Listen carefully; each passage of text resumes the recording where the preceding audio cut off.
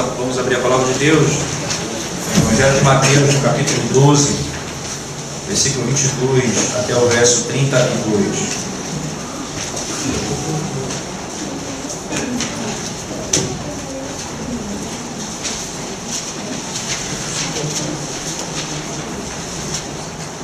Então lhe trouxeram um endemoniado, cego e mudo, e ele o curou, passando o mudo a falar e a ver. E toda a multidão se admirava e dizia: é este porventura o filho de Davi? Mas os fariseus, ouvindo isto, murmuravam: este não expele demônios, senão pelo poder de Beelzebu, maioral dos demônios. Jesus, porém, conhecendo-lhes os pensamentos, disse: todo reino dividido contra si mesmo ficará deserto, e toda cidade ou casa dividida contra si mesma não subsistirá.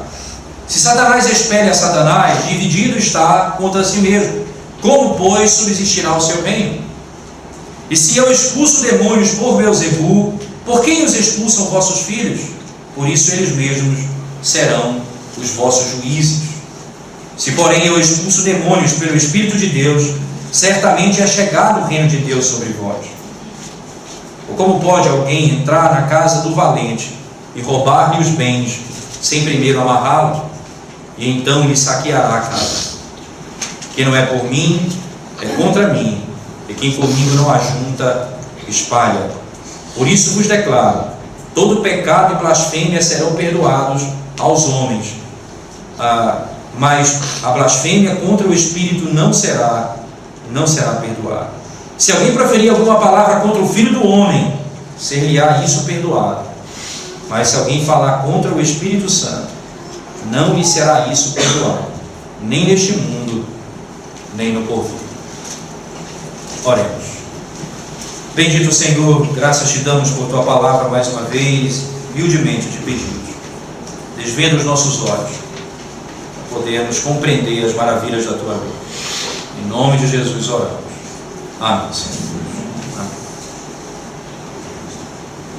Senhor Jesus Cristo, agora, nessa última sessão, Ele vai fazer um milagre, cujo milagre não é exatamente o ponto em questão, mas a questão teológica que parte do milagre. O que significa esse milagre? Isso é importante porque fica nítido que o milagre tem uma interpretação, há um objetivo, há um foco no milagre. Jesus, no capítulo 9, diz: quando chegaram, trouxeram aquele homem que não andava junto dele, disse: os teus pecados estão perdoados. Como podes perdoar pecado? Por acaso tu és Deus? Jesus disse: o que é mais fácil dizer para este homem que não anda: os teus pecados estão perdoados, ou levanta e anda? Para que vocês saibam que o Filho do Homem tem poder para perdoar pecados, levanta e anda. Então, o milagre que Cristo faz aponta para um princípio claro doutrinário. O milagre de Cristo aponta para o fato de que Ele perdoa pecados. Agora, o milagre que Ele está fazendo, a obra que Ele está fazendo, começa agora não apenas a ser milagre por milagre, não que Ele fizesse milagre por milagre, que milagre fosse simplesmente algo que não tivesse uma conotação teológica doutrinária, mas simplesmente a partir daqui começa a ficar mais claro qual era a intenção, qual o objetivo, qual o foco, para onde aponta tais milagres. Agora o Senhor vai nos ensinar que quando Ele expulsa demônios e cura enfermos, Ele está mostrando que o reino dele já está presente no nosso meio. Ele está nos ensinando, a partir daqui, que o milagre e a obra dele aponta para essa verdade. O rei chegou, ele se assenta no trono e o seu reino está sendo estabelecido. Acontece que, para que essa verdade ela possa ser declarada abertamente, o texto descreve um processo interessante. Primeiro, veja que o narrador ele gasta apenas um versículo para falar do milagre, e do 23 ao 32 tratando sobre o milagre. O milagre ocorre no verso 22: Não que o milagre não tenha importância, entenda isso, mas a importância doutrinária, teológica, para onde aponta esse princípio. Um demoniado chega doente, no segundo texto, demoniado cego e mudo. Cego e mudo. E ele o curou, passando o mudo a falar e a ver. Qual é exatamente a obra que Cristo fez aqui?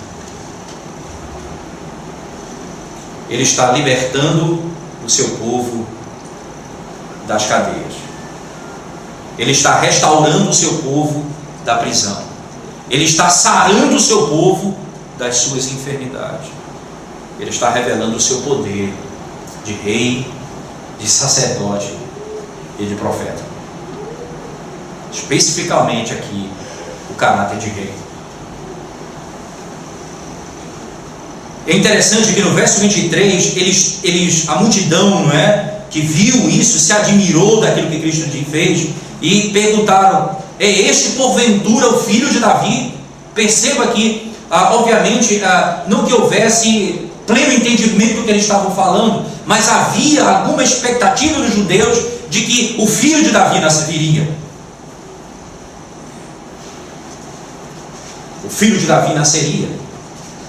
E é inequívoco entender que, sendo filho de Davi, ele é rei, porque Davi se assentou no trono e o seu filho é rei. É por isso que lá em Ezequiel, no capítulo 36, ou melhor, no capítulo 34, 36 e 37, quando ele fala da restauração de Israel no cativeiro, ele diz que Davi voltará para reinar. No capítulo 34 ele diz: o Davi será o seu pastor e ele os arrebanhará. No capítulo 37 diz: haverá um rei que governará toda a nação de Israel, e esse rei, o nome dele é Davi. Ele é o pastor, é rei e pastor. No Antigo Testamento, aquele que viria é chamado de Davi. Então, a expectativa não era pelos próprios judeus de que Davi viria, mas que viria o filho de Davi, nasceria aquele que era da descendência de Davi. Muito me impressiona você imaginar, por exemplo, crentes, irmãos dos nossos dias, que seguem uma visão dispensacionalista da Escritura, isto é, a Escritura é vista em blocos que não se relacionam, elas são estanques, não é? Não existe relação entre uma aliança e outra, entre uma dispensação e outra, elas são totalmente independentes. É estranho você imaginar que eles acreditam, por exemplo, que na promessa de Ezequiel 34, na promessa de Ezequiel 37, de que Davi viria para reinar, eles acreditam literalmente que Davi vai ressuscitar dentre os mortos e vai se assentar no trono. Os judeus aqui diziam: não é esse o filho de Davi? Não é Davi, é o filho de Davi, da descendência de Davi. Veria. E é importante esse conceito de rei, porque Ezequiel não usou, por exemplo, porque o filho de Joás não vem, ou porque o filho de Manassés não vem, porque Davi ele tem um papel importantíssimo na monarquia de Israel, papel importantíssimo.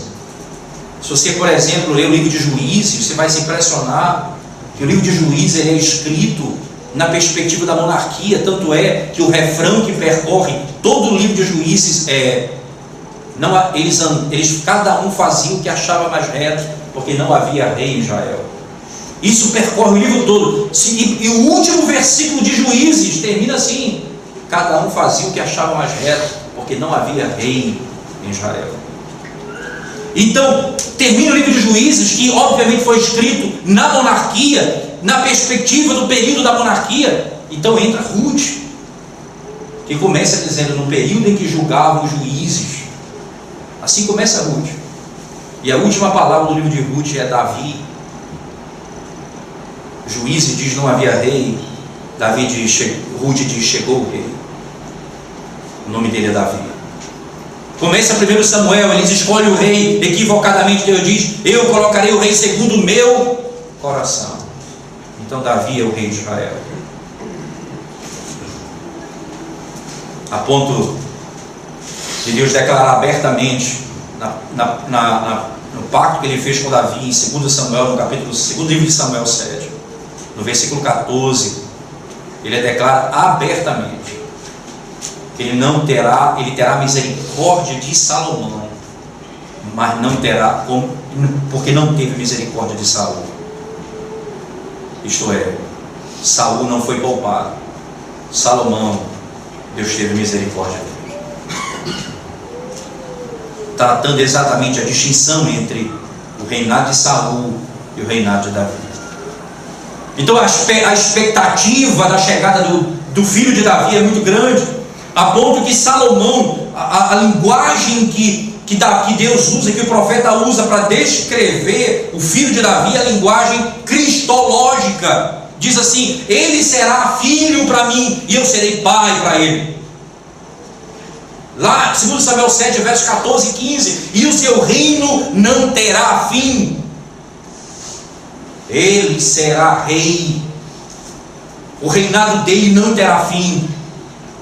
Eu serei seu pai e ele me será filho. Expressão apenas usada para Israel: tu és meu primogênito. Usada para Cristo na profecia do Salmo de número 2: tu és meu filho, eu hoje te gerei. Na profecia cumprida lá em Hebreus, descrita em Hebreus no capítulo 1, quando ele compara Cristo aos anjos, diz: qual foi qualquer um dos anjos que ele diz: tu és meu filho, eu hoje te gerei? Há nenhum a não ser Jesus Cristo. Tu és o meu filho. Então Salomão era o filho de Deus que viria. Havia aquele que nasceria categoricamente de Davi. Por isso que Paulo diz: segundo a carne, ele é da descendência de Davi. Porque como Deus ele é eterno, mas segundo a carne, ele é da descendência de Davi. Havia uma expectativa: este é o filho de Davi, este é o rei. Então começa o debate: esse homem, esse que tem autoridade sobre demônios, autoridade sobre a enfermidade, é esse o rei que vai dominar, que vai se assentar no poder, no trono e governar o universo? É esse o Senhor que foi enviado? É este Davi, é este o filho de Davi. Entretanto, para que essa resposta seja dada no texto, começam a percorrer um outro caminho. Os fariseus, ouvindo isto, murmuraram: este não expele demônios senão pelo poder de Beelzebul, maioral dos demônios. Este não expele demônios senão pelo poder de Beelzebul, maioral dos demônios. Não reconhecem o reinado de Cristo, a autoridade de Cristo, e pior, atribuem o poder que ele tem a demônio.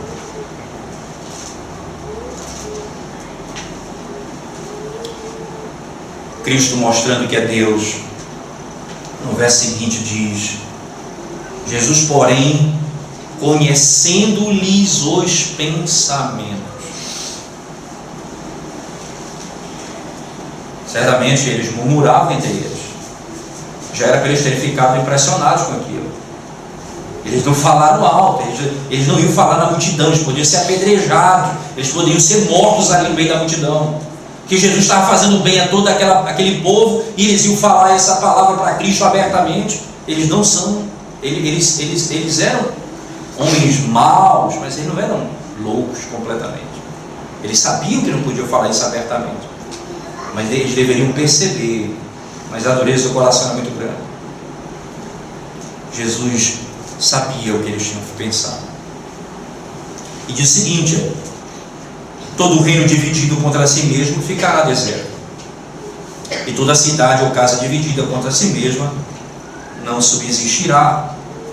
Jesus aqui está dizendo de um modo muito claro a esses homens: o argumento de vocês é absurdo. E veja como é importante, irmãos, como a questão pedagógica, não é importante. Jesus poderia aqui simplesmente ter: Pai, manda fogo no céu e destrói todos esses pecadores aqui. Manda apenas um único anjo que Deus enviou, destruiu todo o exército assírio às portas de Jerusalém. Imagina o que poderia fazer ali com aqueles homens naquele mesmo momento. Um único anjo. Não precisa mandar um exército de anjos, manda um único anjo e passa a fio da espada a todos esses pecadores. A solução dele não foi essa, porque Jesus tem a preocupação de nos ensinar, de deixar a verdade bem clara, bem estabelecida para a sua igreja, para o seu povo, para que nós entendamos exatamente qual é o problema. Ele vai mostrar quem é que tem demônios, ele vai mostrar quem é que é filho do diabo, quem é que segue a Satanás. É o que ele vai fazer aqui agora. Primeiro, ele argumenta: o que vocês estão dizendo é um absurdo. Como é que eu expulso demônios por Beelzebul, que é o maioral dos demônios? Então, se eu sou Beelzebul, o meu reino é dividido, porque eu estou brigando comigo mesmo. Não faz sentido isso que vocês estão falando. Primeiro argumento: é absurdo. E veja como é interessante isso, irmãos. A leitura das coisas de Deus, a parte de Deus, é sempre absurda. E nós falamos coisas absurdas sem Deus. E nós não imaginamos o quanto nós nos tornamos ridículos nos nossos argumentos. Ridículos nos nossos argumentos.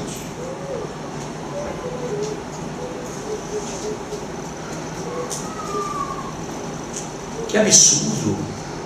Eu sou o chefe de um reino e estou brigando com o meu próprio reino. Estou destruindo o meu reino. Isso não vai para cá, isso vai ser destruído por si mesmo. Então, não se preocupe então com isso. Mas ele passa agora a desenvolver um outro argumento. Verso 26, não é? Se Satanás espera Satanás dividido está contra si mesmo, como, pois, subsistirá o seu reino? É um absurdo. Agora, a partir do verso 27, não é? Ele passa a dizer: é obscuro. Não é só absurdo, agora também esse argumento de vocês é obscuro. Se eu expulso demônios por Beelzebul, então Jesus está assumindo o argumento deles para mostrar o equívoco da argumentação dele. Bem, se é Beelzebul, eu estou dividido, meu reino está acabado. Bem, se é Beelzebul em segundo lugar, e os vossos filhos expulsam demônios, quem é? Em nome de quem eles expulsam? Porque se eles disserem, veja bem, e aqui Cristo, né, ele não é a primeira vez que ele faz isso. Ele deixa exatamente esses indivíduos olhando para eles mesmos e pensando: se eu responder isso, eu vou me levantar contra a minha tese. Se eu responder aquilo, a multidão me mata. Então eu vou ficar calado. Eles não respondem nada às perguntas de Cristo.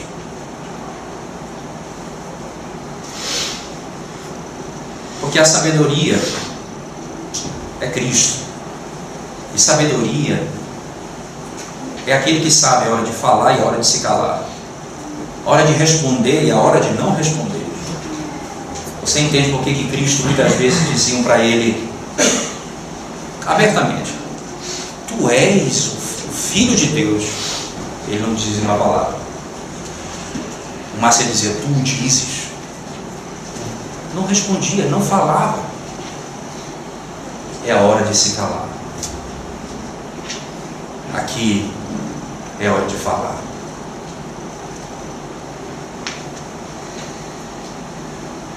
Nós aprendemos com ele sabedoria. A hora de responder. E a hora de responder é a hora em que não apenas ele mostra a fragilidade deles, como de maneira extraordinária alimenta a igreja com a perspectiva correta da verdade. Ele diz assim ainda no seu argumento: se eu expulso demônio por Beelzebul, por quem expulsam vossos filhos? Eles serão os vossos juízes. Veja bem, eles serão os vossos juízes. aqui vem um ponto que é importante. Qual é o argumento que Cristo está utilizando aqui? Bem, se se pode expulsar demônio por outra coisa, vocês vão me dizer agora. Porque os seus filhos expulsam demônios também. Havia uma prática judaica, né? Isso é tão claro, irmãos, que em Mateus capítulo 7, Jesus fala, no dia do juízo: Senhor, em teu nome nós nos expulsamos demônios. Quer dizer, eu não sei quem são vocês. Apartai-vos de mim. Eu não sei quem são vocês. Então, expulsar demônios não era necessariamente um carimbo para dizer que pertencia a Deus. Os seus filhos também expulsam demônios. Expulsam em nome de quem? Se for em nome de outro, eles vão ter que se ver com a multidão. Em nome de quem? Se for Beelzebul, então eles livraram Cristo da condenação que ele mesmo levantava. O silêncio foi total. Não havia resposta. Ou melhor, para onde eles fossem, eles seriam condenados por sua resposta. Então Jesus agora passa para o terceiro argumento. De maneira muito clara, ele passa a dizer: o argumento de vocês, não é, revela que o que vocês fazem é imperdoável. Olha o que ele diz: se porém eu expulso o demônio pelo Espírito de Deus, certamente é chegado o reino de Deus sobre vós. Ou como pode alguém entrar na casa do valente e roubar-lhe os bens, sem primeiro amarrá-lo, e então lhe saqueará a casa?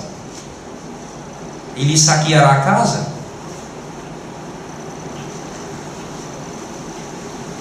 Aqui Jesus passa então a mostrar um ponto importante. Inconsistência, né?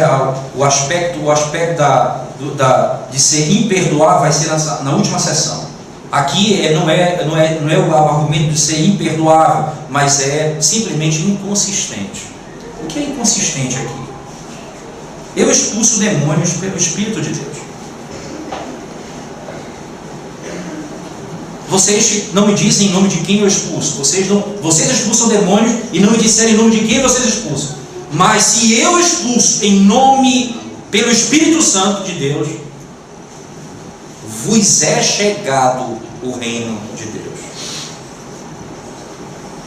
O que vocês estão dizendo não tem consistência alguma, é fraco, não pode se manter. A base é: eu não posso expulsar por Beelzebul, porque senão o reino era dividido e vocês estavam condenados, porque vocês expulsam demônios também. Então eu expulso por outro. Por quem eu expulso? Pelo Espírito Santo. E se eu expulso pelo Espírito de Deus, vos é chegado o reino de Deus. E aqui ele traz um aspecto extraordinário, porque aqui ele está trazendo o reino presente, a expectativa do reino futuro, o reino que virá, a glória eterna. Mas ele está falando que o reino já chegou e está no nosso meio. Chegou porque o rei chegou. E como é que ele estabelece o seu reino?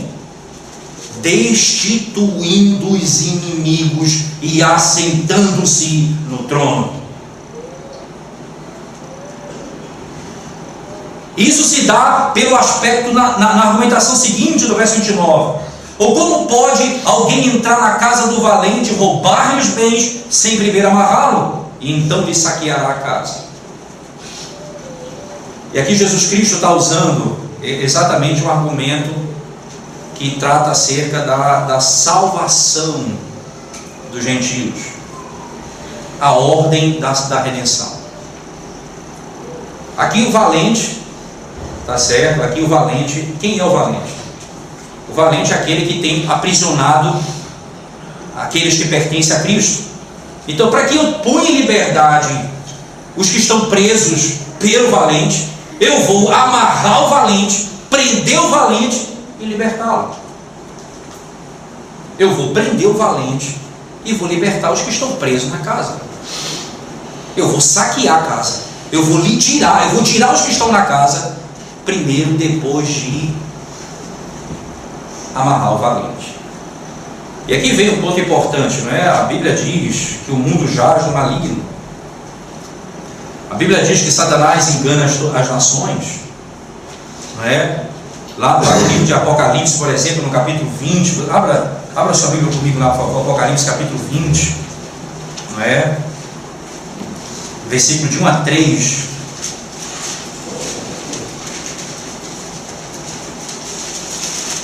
Diz assim a palavra de Deus: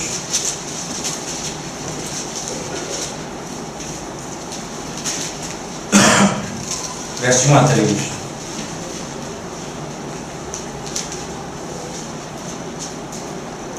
Então vi descer do céu um anjo, tinha na mão a chave do abismo e uma grande corrente. Ele segurou o dragão, a antiga serpente, que é o diabo, Satanás, e o prendeu por 1000 anos. Lançou-o no abismo, fechou-o e pôs selo sobre ele, para que não mais enganasse as nações, até se completarem os 1000 anos. Depois disso, é necessário que ele seja solto pouco tempo. Veja, eu vi um anjo, tinha na mão a chave do abismo e uma grande corrente. Foi o que ele fez? Segurou o dragão. Quem é o dragão? A antiga serpente, que é o diabo, Satanás, fazendo referência à serpente de Gênesis 3, que é o diabo, Satanás. E o prendeu por 1000 anos. Uma vez o diabo preso por 1000 anos, foi o que aconteceu? Ele disse: para que não mais enganasse as nações. Por isso então o Evangelho é pregado ao mundo todo.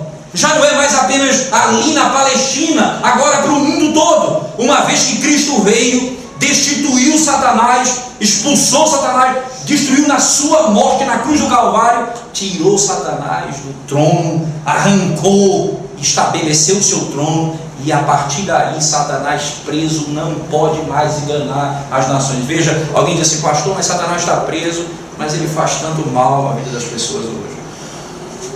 E não tenha dúvida disso, porque a Bíblia não diz que ele foi expulso, diz que ele está preso. Tá certo?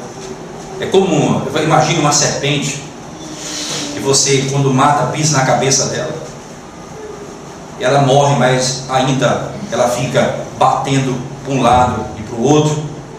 Você imagina que Satanás teve o golpe fatal dado na cruz do Calvário, foi um golpe mortal na cruz do Calvário. Ali Jesus Cristo destruiu as obras de Satanás. Ali Jesus Cristo venceu aquele que tem o poder da morte. Jesus destruiu Satanás na cruz do Calvário, deu um golpe fatal na cabeça dele, pisou na cabeça dele, e agora ele não pode mais enganar as nações. O Evangelho é anunciado pelo mundo todo, porque eles ouvirão e não mais serão enganados pela serpente, pelo diabo, em hipótese alguma. É interessante que lá em Lucas capítulo 10, por favor, Lucas 10, versos 17 a 18.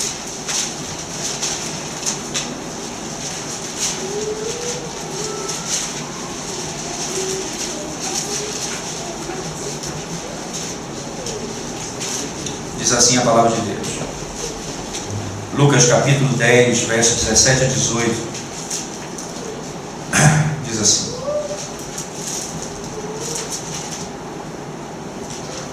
então regressaram os 70, possuídos de alegria,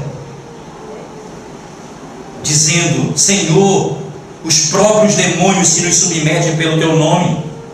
Mas ele lhe disse: eu via Satanás cair do céu como um relâmpago. Eis aí, vos dei autoridade para pisar de serpentes e escorpiões, e sobre todo o poder do inimigo, e nada, absolutamente nada, vos causará dano. Não obstante, alegrai-vos, não porque os espíritos se vos submetem, e sim porque o vosso nome está rolado nos céus. Porque expulsar demônios não é uma marca que você está salvo. Jesus disse: muitos naquele dia dirão: Nós em teu nome expulsamos demônios. Eu não sei quem são vocês. Alegrem-se, porque os seus nomes estão escritos no livro da vida. Agora, perceba, irmãos, que diante do regresso dos 70, isto é, eles saíram para pregar, e o que foi que aconteceu? Nós vimos o diabo caindo do céu. Nós vimos, e nós recebemos a autoridade do Senhor para vencer o inimigo. Ele não pode mais se levantar contra o povo de Deus no avanço da igreja. As portas do inferno não prevalecerão contra a igreja do Senhor. A igreja do Senhor, ela vai saquear esse mundo nos 4 cantos dessa terra e arrebanhar as ovelhas que Cristo deu a vida por ela, esteja onde elas estiverem. O Senhor dará as suas ovelhas, porque o Cordeiro de Deus, o Rei eterno, Filho de Davi, já chegou e cumpriu a sua obra para pôr em liberdade o seu povo. Isso é tão maravilhoso, irmãos, que, por exemplo, lá no livro, você sabe que os três ofícios da antiga aliança, profeta, sacerdote e rei, eles eram realizados por meio da unção. O sacerdote ungia o profeta, o sacerdote era ungido, o rei era ungido, para que eles pudessem ter o ofício.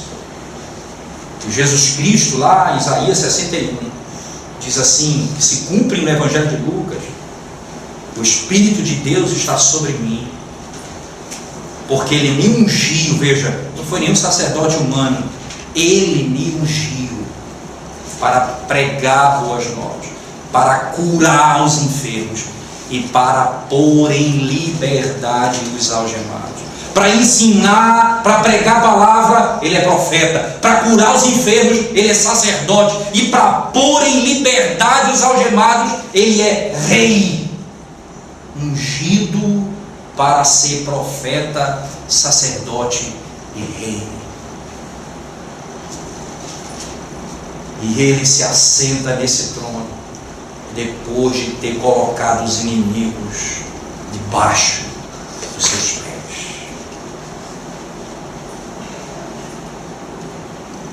É por isso que eu expulso demônios. É para mostrar que o meu reino chegou. Quem tem autoridade sou eu. Quem tem o poder sou eu. Quem governa sou eu. O meu povo não mais será prisioneiro de Satanás. Serão livres. Mas Cristo, então, ainda no seu argumento, agora vai mostrar a parte mais complicada desse texto.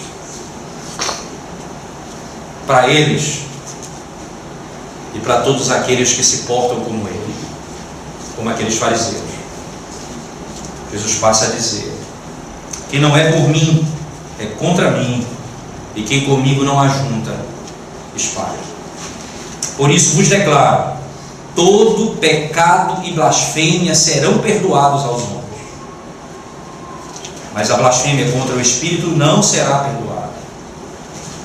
Se alguém proferir alguma palavra contra o Filho do Homem, ser-lhe-á isso perdoado. Mas se alguém falar contra o Espírito Santo, não lhe será isso perdoado, nem neste mundo, nem no porvir. Nem neste mundo, nem no porvir. Em nenhum momento Jesus Cristo está dizendo que Ele é menor do que o Espírito Santo. Em nenhum momento Jesus Cristo está dizendo que pecar contra Ele não tem problema nenhum. Mas pecar contra o Espírito Santo tem um grande problema. Jesus está dizendo que, em última análise, Porque qual é a obra do Espírito Santo? É revelar Jesus Cristo.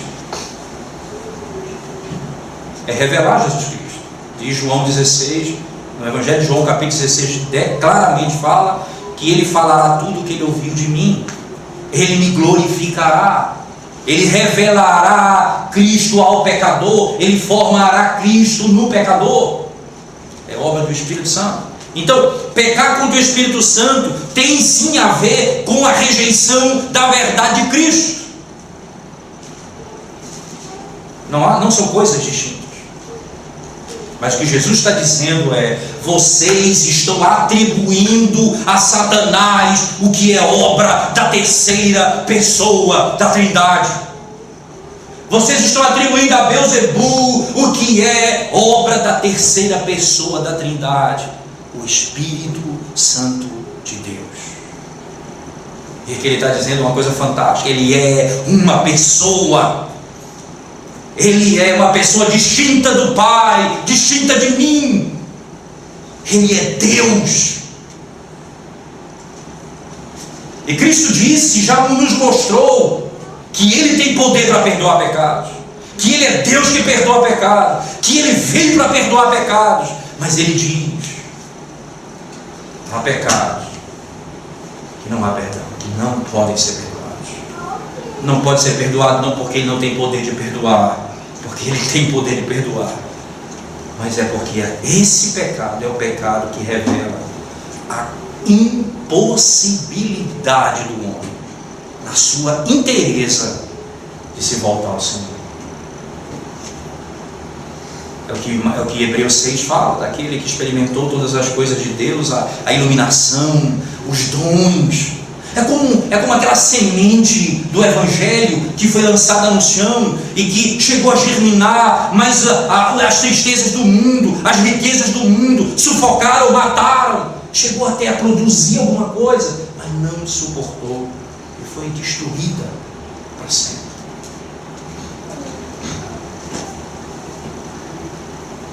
Não é o indivíduo, isso aqui ocorre inequivocamente com aquele, não ocorre como aconteceu com Paulo, por exemplo, que era Saulo, que perseguia a igreja, que em última análise perseguia Cristo, que queria matar o povo de Deus e participou da morte de muitos cristãos. Esse não era pecado que não tinha perdão, porque Jesus o alcançou e restaurou a vida dele. Não é esse pecado que não tem perdão.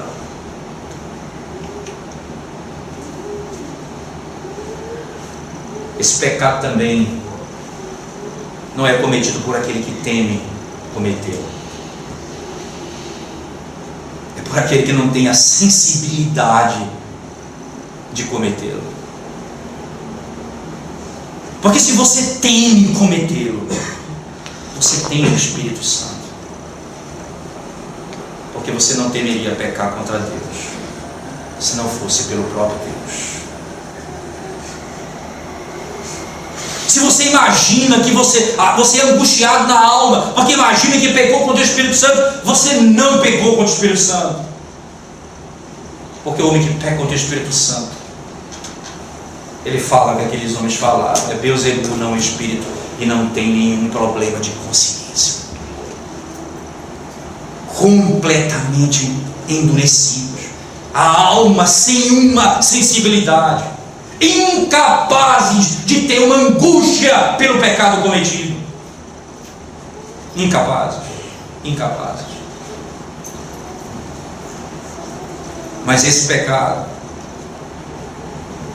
ele é cometido quando nós falamos de apostasia, aqueles que um dia afirmaram que Jesus é o Salvador e depois pisaram na cruz do Calvário, rejeitando o sacrifício de Cristo. Mesmo assim, existe casos muito interessantes. Preciso dizer, na igreja era pastor em Moreno, tinha um rapaz que na época que eu estava lá, ele era, apesar de ser brasileiro, né, ele frequentava a mesquita e depois se tornou um muçulmano, frequentador e adorador de Baal. Esse rapaz era crente e depois se afastou da igreja. Um dia esse rapaz ia no metrô de Moreno para a cidade. Ele disse que ele estava andando no metrô. De repente um vazio tomou conta da alma dele, tão profundo, e uma sensação de ausência. Ele não sabia onde estava, o que estava fazendo, e como se ele fosse enlouquecer naquele momento. Então ele caiu no chão clamando a misericórdia do Deus que ele conheceu antes. Ele disse que foi voltando a memória dele, e ele voltou para casa. Quando ele chegou a casa, ele chamou o pai dele, que era presbítero. E o pai dele disse: nós vamos orar. Ele conta para mim isso. Ele se ajoelhou na cadeira da sala dele, em que ele fazia o ramadá, que ele fazia todas as coisas. Ele pegou aquele tapete e jogou no lixo naquela hora, e se ajoelhou e botou o rosto no chão e disse, usando as seguintes palavras: Mestre, meu Senhor, misericordioso Deus, tem compaixão de mim.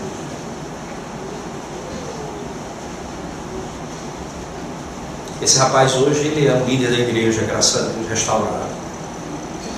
Muito conflito, ainda viveu muito período da vida dele, mas graças a Deus ele é restaurado. É um líder de uma igreja, ele trabalha numa igreja. Graças a Deus por isso. Nosso Deus, ele é riquíssimo em perdoar. Mas essa verdade nos serve para mostrar como nós temos que ter cuidado quando nós tratamos as coisas de Deus sem a seriedade. Quando nós, não por um erro de interpretação, quando nós falamos uma coisa errada, porque isso não é uma questão de interpretação, dizer que a obra do Espírito é a obra de Satanás. Não é uma coisa de uma interpretação. Ninguém vai errar na interpretação para dizer isso. É aquele que fala com o coração cheio de Satanás, que tem garantida a mesma residência de Satanás, que tem conquistado o mesmo posto de Satanás, que vai viver a vida toda junto com Satanás, que terá na sua alma cravado a marca do maligno por toda a eternidade. Esse não tem esperança para ele. Por isso, nós não podemos brincar de conhecer o Senhor e tripudiar da obra dele, e brincar com a obra dele, e tratar a obra dele como obra de homens e de demônios.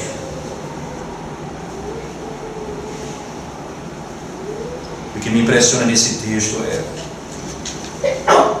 ele não será perdoado, nem nesta vida, nem no porvir, nem aqui, nem na eternidade. Não haverá esperança para ele.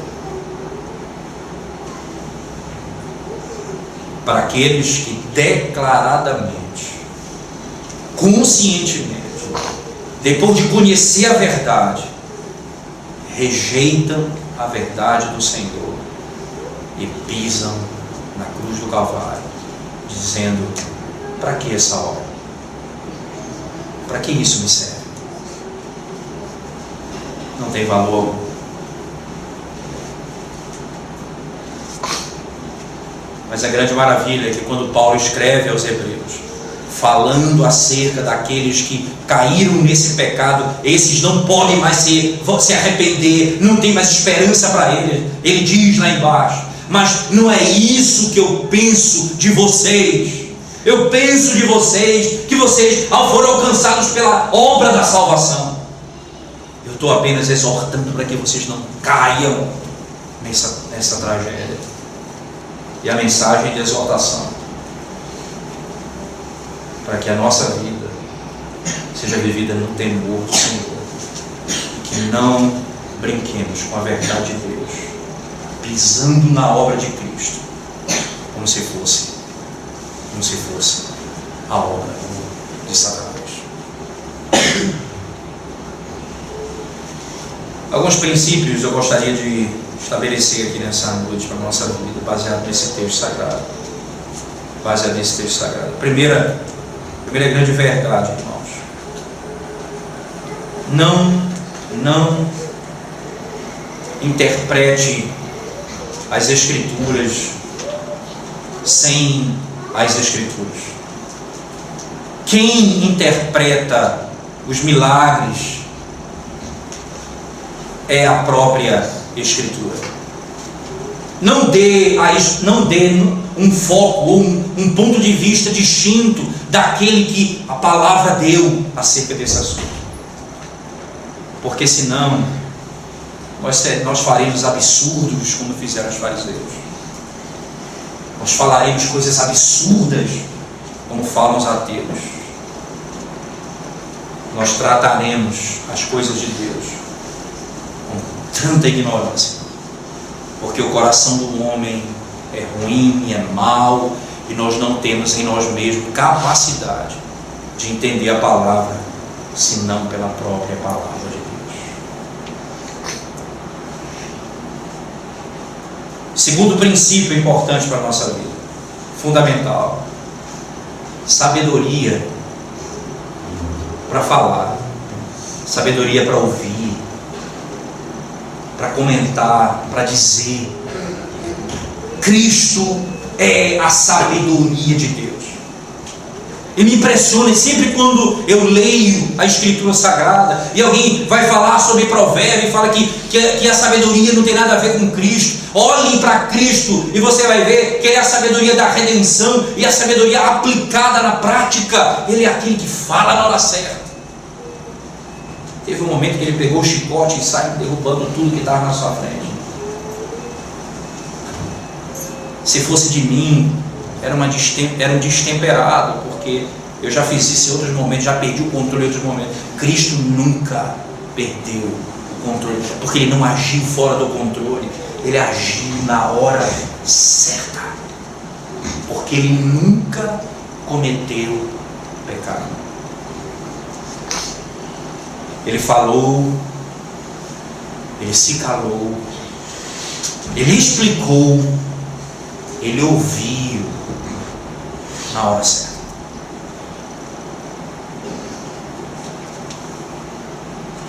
Você sabe quando é que você vai aprender a falar? Quando você aprender a ouvir.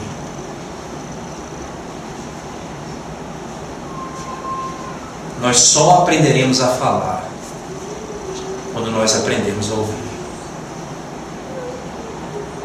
Nós falamos mal porque ouvimos pouco. Me refiro a ouvir a palavra de Deus. Nós ouvimos pouco a palavra de Deus. Nós lemos pouco a palavra de Deus. Cristo é a palavra de Deus. Ele cita, Ele fala, porque Ele é a palavra de Deus. E se eu quiser ter essa sabedoria, eu preciso me encher da palavra de Deus, para falar, para me calar, para ouvir, saber a hora certa e o momento certo.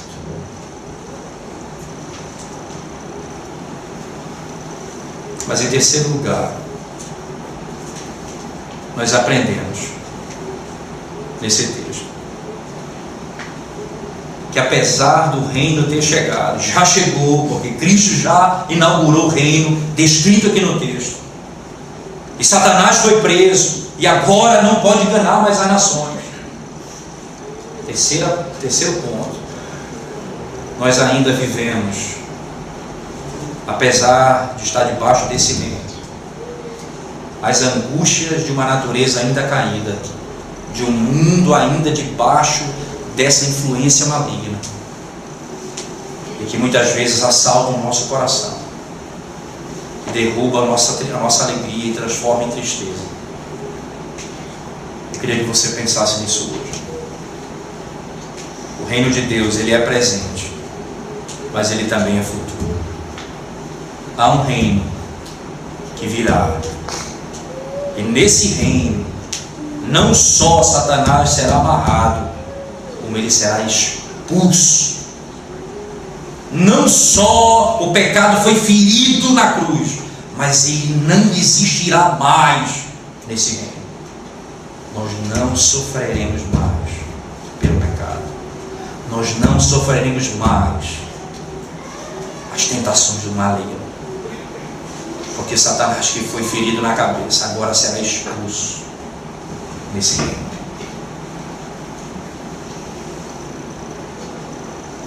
Tenha o conforto de Deus, de que se você já está debaixo desse reino hoje, você provará a glória do reino que se manifestará. Mas em quarto lugar, é hora de pensarmos. A igreja tem agora o poder dado pelo Senhor para proclamar o Evangelho a todo mundo, anunciar o Evangelho em todo lugar. Irmãos, eu tenho me preocupado, até mesmo me policiado muitas vezes. Umas vezes pela manhã, como às vezes é difícil vir conjunto com a família, porque é preciso vir na frente e resolver algumas coisas da congregação. Então, tenho que pegar um táxi e vir sozinho, porque a família vem depois de carro. E acontece que eu estou do lado de um motorista, no dia do Senhor, fechado a minha cara, pensando, talvez cansado, eu não sei. E eu fico pensando, e esse homem do meu lado, o que é que está acontecendo com ele? Quem é ele? Quais são as suas dores? Como eu posso, nesses 15 minutos que eu tenho com ele, de falar do meu Salvador para ele, de anunciar a libertação para ele? Pessoas que estão ao nosso lado, pessoas que estão conosco, que trabalham na nossa casa. Digo isso com minha própria vergonha. A minha secretária é nossa, trabalha conosco. Logo depois que ela começou a trabalhar com a gente, com 2 meses, a minha mãe chegou de férias. Um dia eu cheguei lá, ela estava na cozinha sentada com ela, pregando o Evangelho para ela. E eu me envergonhei de nunca ter falado do Evangelho para essa moça.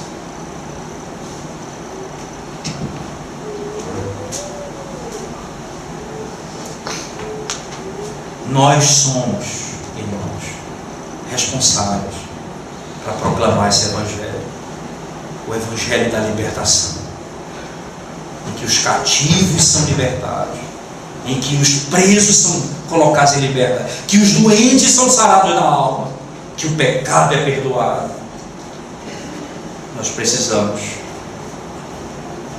falar dessa verdade, que vai libertar os homens do pecado. Em quinto lugar, precisa ter temor no nosso coração, porque nós não podemos brincar de pecado e achar que pecado é algo que Deus se agrada. Quando Ele diz que Ele perdoa todo pecado, Ele está dizendo para você pecar. Ele está apenas tratando que existe um pecado que não há perdão. Ele tem poder para perdoar, mas aquele que nasceu de novo não pode viver na prática do pecado. E ainda, se você tem na sua alma a dúvida, você se angustia de alguma forma, imaginando. Eu digo isso porque eu já presenciei pessoas junto comigo com essa dúvida no coração, se eles tinham pecado contra o Espírito Santo. Você não teria medo de pecar, você não temeria pecar contra o Espírito Santo se você tivesse pecado contra Ele. Só pode temer pecar contra Ele quem tem um mover do Espírito, quem o Espírito habita no coração. Mas por outro lado, dizer que a obra do Espírito Santo é obra de Satanás é você se aproximar do inferno.